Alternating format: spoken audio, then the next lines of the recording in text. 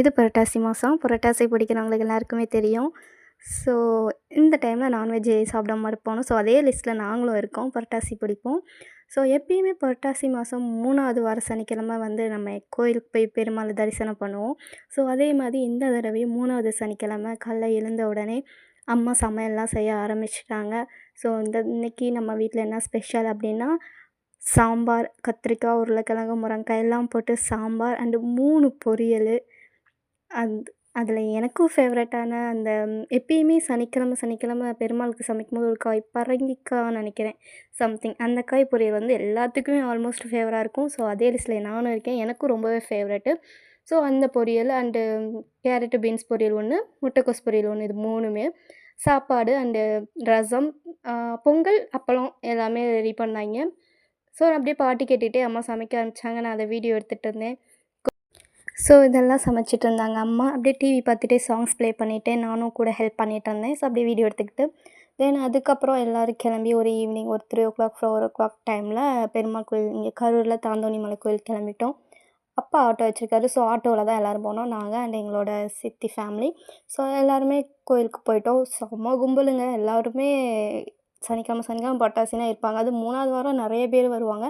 So அதே லிஸ்ட்டில் நாங்களும் போயிருந்தப்போ செம்ம கும்பல். ஃப்ரீ என்ட்ரி இல்லைன்னா அவ்வளோ பேர் நின்றுட்டுருக்காங்க. பார்த்திங்கனாலே தெரியும் எவ்வளோ கும்பல் அப்படின்னு.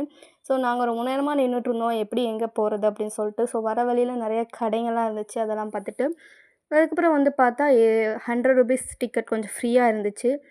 இங்கிட்டு போனால் ரொம்ப நேரம் ஆகும். நாங்கள் குழந்தைங்களும் இருக்கிறதுனால சரின்னு சொல்லிட்டு 100 ரூபீஸ் கொடுத்து அந்த இதிலே தரிசனம் பண்ணிடலாம்னு சொல்லிட்டு மொத்தம் நாங்களே பெரியவங்களே ஒரு 9 டிக்கெட்டு, மொத்தமே 9 பேருங்கும்போது பெரியவங்களே ஒரு 6 7 பேருங்கிறதுனால அவங்க பார்த்து எதோ பண்ணி விட்டாங்க. குழந்தைங்களுக்கு டிக்கெட் வேணாம் அப்படிங்கிற மாதிரி. ஸோ டிக்கெட் வாங்கிட்டு உள்ளே போயிட்டோம். உள்ளே போயிட்டு செல்ஃபோன்லாம் அலோடு இல்லைங்கிறனால எதுவும் வீடியோ எடுக்க முடியாது. ஸோ சாமி தரிசனம் பண்ணிவிட்டு கீழே இறங்கி வந்துட்டுருந்தோம். நான் எல்லாத்தையும் வீடியோ எடுத்துகிட்டு இருந்தேன். என்னை யார் வீடியோ எடுப்பான்னு எங்கள் அப்பா கேட்டார். ஸோ அதே மாதிரி நான் செல்ஃபி வச்சு ஆமாம் என்னை யார் எடுப்பா நானே எடுத்துக்கிறேன்னு சொல்லிட்டு செல்ஃபியில் வச்சு வீடியோ எடுத்துகிட்டு இருந்தேன். தென் அதுக்கப்புறம் வெளியே வந்து பொறுமையாக எல்லா கடையும் பார்த்துட்டு இருந்தோம்.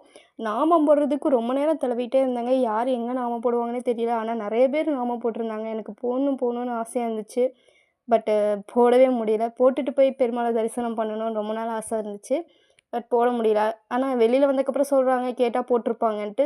நான் போகும்போது தானே போட்டுட்டு போகணுன்னு, வெளியில் வந்து எதுக்கு போட்டுட்டு வாங்க போகலாம் அப்படின்னு சொல்லிட்டு அப்படியே வந்து கடைங்களெல்லாம் பார்த்துட்டு தீனியெல்லாம் வாங்கிட்டு பாப்பாங்களெல்லாம் பார்த்துட்டு அப்படியே ஜாலியாக வந்தோம்.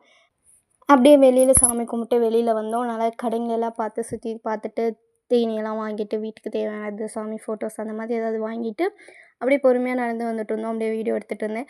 நம்மளை யாரும் வீடியோ எடுக்கலைன்னு ஃபீல் பண்ணிகிட்டு இருக்கும்போது எனக்குன்னு ஒரு ஆள் சிக்கிச்சு. அதுதான் எங்கள் அக்கா பொண்ணு தர்ஷினி. ஸோ அவள் கூட நான் எடுத்து தரேன்னு சொன்னால் சரின்னு சொல்லிட்டு அவள் எடுத்து கொடுத்த ஒரு 2-3 கிளிப்ஸ் தான் கிடச்சிது. ஸோ நம்மளுக்கு ஒரு வீடியோ எடுக்கிறதுக்கு ஆள் இருக்கே அப்படின்னு சொல்லிட்டு அவள் எதுவும் எடுத்து கொடுத்தா. பட் அதுவும் நல்லா தான் ஓகேவாக இருந்துச்சு. தேங்க்யூ. அந்த வீடியோ கிளிப்ஸை கொஞ்சம் ஆட் பண்ணிவிட்டேன். தென் அதுக்கப்புறம் அப்படியே எப்பயுமே வெளியில் வந்தால் டீ கடைக்கு போகாமலே இருக்க மாட்டாங்க எங்கள் வீட்டு ஆளுங்கெல்லாம். ஸோ நேராக ஸ்ட்ரைட்டாக டீ கடைக்கு போனோம்.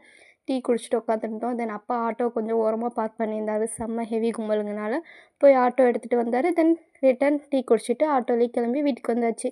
வீட்டுக்கு வந்துவிட்டு எப்பயுமே அந்த சமைச்சி வச்சதெல்லாம் இருக்கும் இல்லையா. ஸோ இது மதியமே படையல் போட்டிருக்கணும். பட் நாங்கள் கிளம்புனதே ஈவினிங் ஆயிடுச்சுங்கிறனால வீட்டுக்கு வந்து சாமியெல்லாம் கும்பிட்டுட்டு எல்லாத்துக்கும் கூப்பிட்டு வீட்டில் கூப்பிட்டு குழந்தைங்க இல்லை பெரியவங்க எல்லாத்தையும் கூப்பிட்டு தெரிஞ்சவங்களெல்லாம் கூப்பிட்டு சாப்பாடு போட்டோம். இலை போட்டு சாப்பாடு வச்சுட்டு எல்லோரும் கிளம்பி போயிட்டாங்க. இதுதான் 3வது வார சனிக்கிழமை. எப்பயுமே வருஷம் இதை பண்ணுவாங்க அம்மா. ஸோ அதே மாதிரி இந்த தடவையும் நாங்கள் பண்ணியாச்சு. ரொம்பவே மனசு திருப்தியாக இருந்துச்சு. சரி ஓகே பாய்.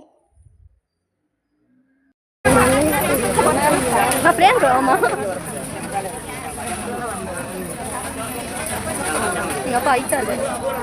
Bahaya.